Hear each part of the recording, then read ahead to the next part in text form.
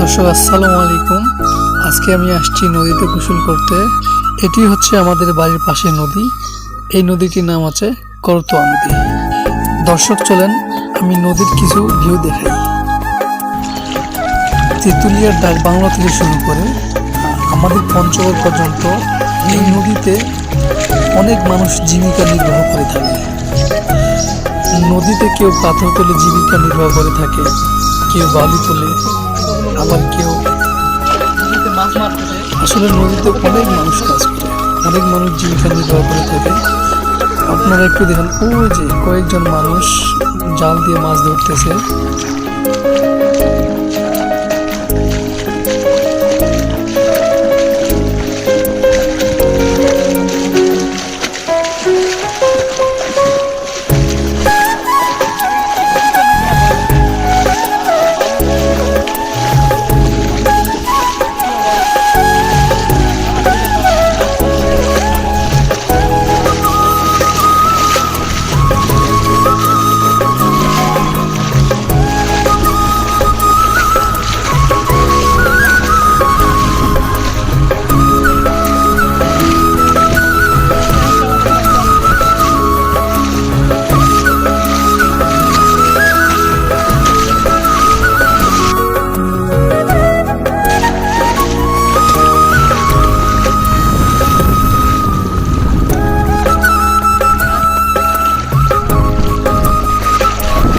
আসলে আমাদের বাংলাদেশের মতো এত নদী আর কোথাও নেই।